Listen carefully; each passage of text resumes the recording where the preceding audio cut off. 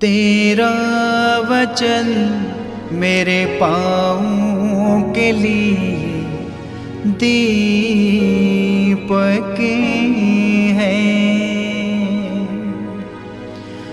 और मेरे मार्ग का उजियाला है।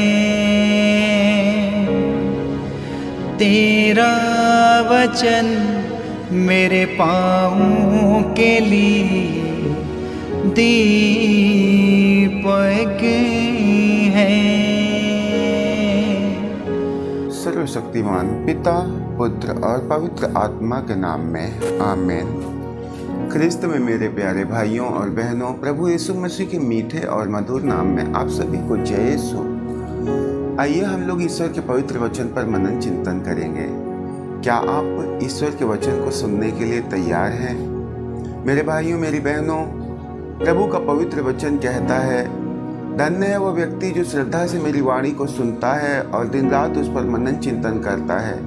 वही व्यक्ति उस वृक्ष के समान है जो जल स्रोत के पास लगाया गया है, जिसके जड़ को हमेशा पानी मिलता रहता है, जिसके कारण उसके तने सदा हरे भरे रहते हैं, उसमें पत्तियां लगी रहती है, उसमें फूल और फल समय से लगे रहते हैं। इसलिए यह आवश्यक है हमारे और आपके लिए, एक ख्रिस्तियों के लिए, कि हम लोग स्वयं उस यीशु मसीह के जैसे जल के स्रोत के पास बने रहें। इसलिए हम लोग बड़े भक्ति के साथ ईश्वर के वचन को सुनेंगे, क्योंकि जब तक हम उनके वचन को सुनेंगे नहीं, हम उनके निकट में नहीं रह पाएंगे। जब तक हम उनके वचन के भय में नहीं आएंगे, तब तक हम एक अच्छा विश्वासी जिंदगी नहीं जी पाएंगे। इसलिए हमें बड़े विश्वास के साथ उनके वचन को सुनना है।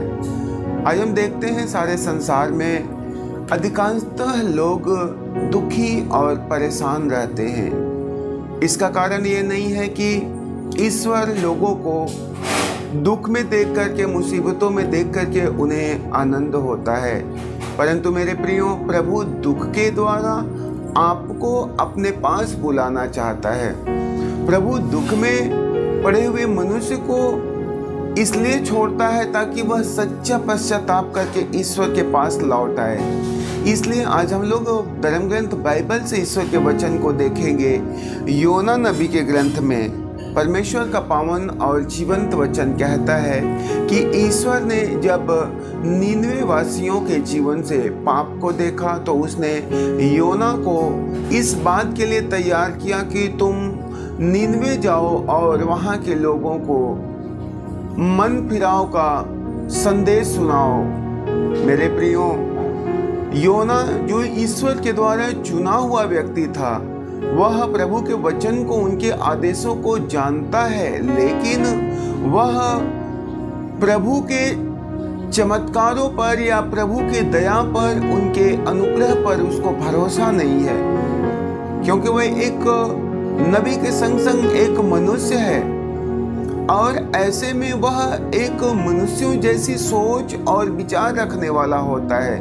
इसलिए उसने अन्य लोगों से पता कराया कि वास्तव में नीनवे वासियों का स्वभाव कैसा है, उनका आचरण और व्यवहार कैसा है, क्योंकि मैं जब उनके यहाँ जा रहा हूँ तो मुझे उनके आचरण और व्यवहार के विषय में ही तो उन्हें बताना है। तो लोगों ने इस बात को योना को बताया कि वहाँ के लोग काफी क्रूर स्वभाव के हैं, वह निर्दयी हैं, वह लोगों पर दया नहीं करते हैं। और ऐसे में योना जो नीनवे जाने की तैयारी में था, उसने विचार बनाया कि अब मैं नीनवे नहीं जाऊंगा। इसलिए उसने तरसीस की ओर जाने वाली नाव पर, जहाज पर सवार हो गया। मेरे प्रियो, हम लोग देखते हैं कि जब योना तरसीस की ओर जाने लगा तो ईश्वर उसके जीवन में समस्याओं को आने देते हैं, परेशानियों को आने देते हैं। वह जिस नाव से जा रहा था, वह नाव डगमगाने लगता है। उस पूरे पानी में तूफान आ जाती हैं, ऊंची ऊंची लहरें उठने लगती हैं और वे लहरें उस नाव में भरी जा रही थी। योना जो दुम्बाल में चला जाता है, तकिया लगाकर वहां पर सोया रहता है। लोग नाव में परेशान हैं कि आखिर किस वजह से यह तूफान आ रही है, किस वजह से ये परेशानियां आ रही है। लोग आपस में बात करते हैं कि आओ हम चिट्ठी डाल करके पता करें। तो लोग जब चिट्ठी डालते हैं तो वह चिट्ठी योना के नाम की निकलती है और लोग योना के पास जाते, उससे जगाते और कहते हैं कि तुमने ऐसा क्या किया जिसके कारण हमारे ऊपर ये विपत्ति आई, हमारे ऊपर ये मुसीबत आई है। तो योना वहां पर इस बात को स्वीकार करता है, मानता है कि मैं मेरे पिता की आज्ञा को न मान करके मैं उनसे दूर भाग रहा था, इसलिए वह कहता है कि तुम सब बिना विलंब किए मुझे उठा करके इस पानी में फेंक दो, तुम सबकी जिंदगी बच जाएगी। और लोगों ने तत्परता दिखाते हुए योना को उठा करके पानी में फेंक दिया। मेरे प्यारे भाइयों और बहनों, यह दुख, यह मुसीबत, यह समस्या योना के जीवन में इसलिए नहीं आई कि वह दुखी रहे, वह परेशान रहे, लेकिन इन दुखों के द्वारा ईश्वर मनुष्य को सही मार्ग दिखाना चाहता है, उनको सही दिशा देना चाहता है। आज मनुष्य इस बात को समझ नहीं पाते हैं, आज मनुष्य इन एक एक बातों को अपने जीवन में अनुभव नहीं कर पाते हैं, इसलिए जब दुख आती है, समस्याएं आती है, वे टूटने लगते हैं, कमजोर होने लगते हैं। लेकिन सच्चाई तो यही है कि दुखों के द्वारा प्रभु आपको मार्गदर्शन करता है। उन्होंने अपने पावन वचन में कहा हुआ है कि मैं जिसे प्यार करता हूँ उसे मारता, उसे डांटता और उसे दंडित करता हूँ।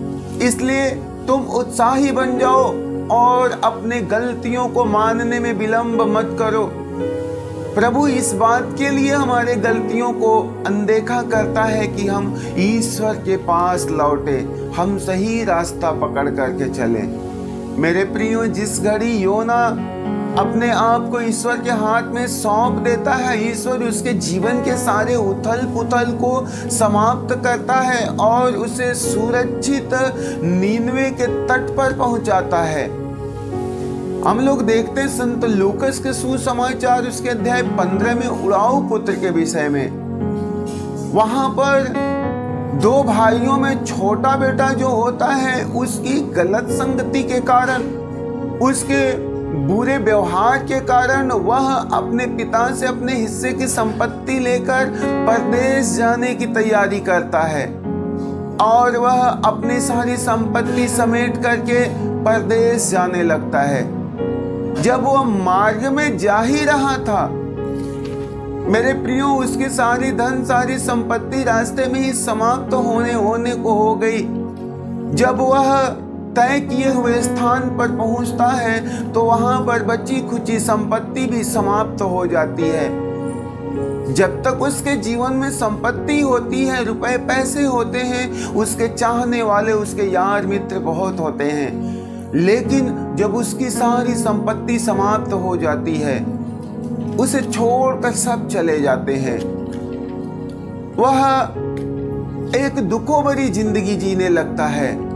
यही नहीं, बाइबल बतलाती है कि ईश्वर ने, स्वर्गीय पिता ने उस नगर में अकाल भेजा। वहां पर लोग बेरोजगार हो गए, लोग भूखे मरने लगे। मेरे भाइयों, मेरी बहनों, उस व्यक्ति को जो अपने घर में, अपने पिता के घर में एक ऐश और आराम की जिंदगी जी रहा था, एक ठाठ की जिंदगी जी रहा था, अब वह व्यक्ति परदेश जाकर के, जिसने कभी सोचा नहीं था कि मेरा ये हाल होगा, वह जब बाहर जाता है, परदेश में जाता है, तो उसे भूखे मरने की नौबत आती है। जो अपने पिता के घर में नौकरों चाकरों की उपस्थिति में रहा करता था, वह व्यक्ति अब अकेला अकेला सुनसान रहने लगा। ऐसे में वह अपना पेट भरने के लिए तंग हो गया, उसको पेट भरने के भी लाले पड़ गए और उसने अपने लिए काम खोजा, उसने रोजगार ढूंढा, उसे कोई काम भी नहीं मिला। बहुत प्रयत्न करने के बाद उसे एक काम मिलता है, सूअरों को चराने की। मेरे भाइयों मेरी बहनों, वह व्यक्ति जो अपने पिता के घर में अच्छे कपड़े पहनता था, अच्छे जूते पहनता था, वह व्यक्ति जो अच्छे अच्छे भोजन किया करता था, वही व्यक्ति अब सूअरों का भोजन खाने के लिए विवश है। ऐसे में भी उसका पेट नहीं भरता। हम लोग बड़े गहराई के साथ इस बात में मनन चिंतन करेंगे, क्योंकि ये सत्य है, जब हम अपने पिता के मार्ग से भटकते हैं, जब हम पाप के रास्ते पर चलते हैं, तो ईश्वर हमारे जीवन में दुख आने देता है ताकि हम सही दिशा में चल सके, सही रास्ते पर चल सके। इन दुखों के द्वारा परमेश्वर अपने प्रेम को प्रकट करता है। ये दुख हमें ईश्वर के करीब लेकर के जाता है। इसलिए जब वह लड़का दुख में पड़ता है, मुसीबतों में पड़ता है, ऐसे समय में उसे स्मरण होता है कि मेरे पिता के घर में तो खाने को बहुत सारे अनाज हैं। मैं उठूंगा और मैं मेरे पिता के पास जाऊंगा।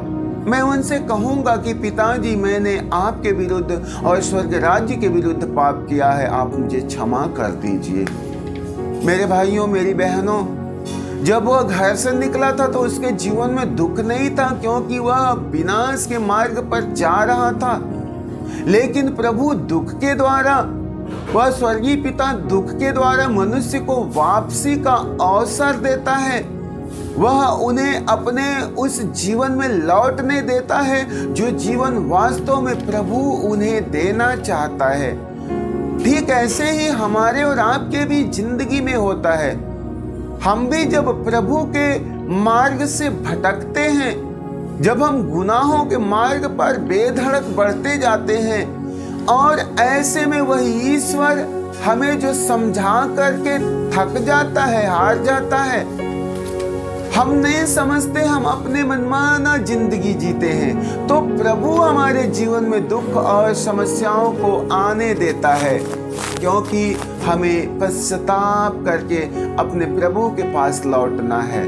इसलिए दुख हमारे जीवन में खराब नहीं है, हमें उसे सही दृष्टिकोण से स्वीकारना है, ग्रहण करना है।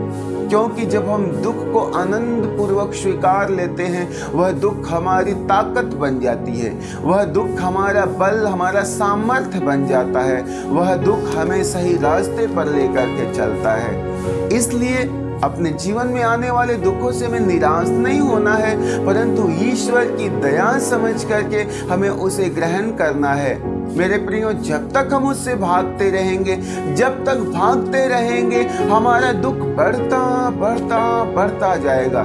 लेकिन जिस घड़ी हम रुक करके उसका सामना करने के लिए डटकर खड़े हो जाते हैं, उस घड़ी हमारे दुख ही हमारी ताकत बन जाती है, वही हमारे आनंद का विषय बन जाता है। इसलिए जब आज आप प्रभु के वचन को सुन रहे हैं, दुख को खराब मत समझिए।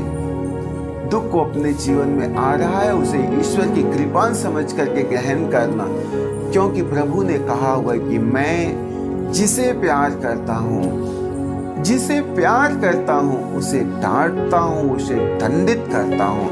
तो हमारे जीवन में जब दंड आ रहा है तो ये नहीं सोचना है कि ये ईश्वर की देन है, ईश्वर की मर्जी से आ रहा है। नहीं, ईश्वर इस दुखों के द्वारा आपको बुला रहा है, क्योंकि वह आपको प्यार करता है, वह आपको खोना नहीं चाहता है।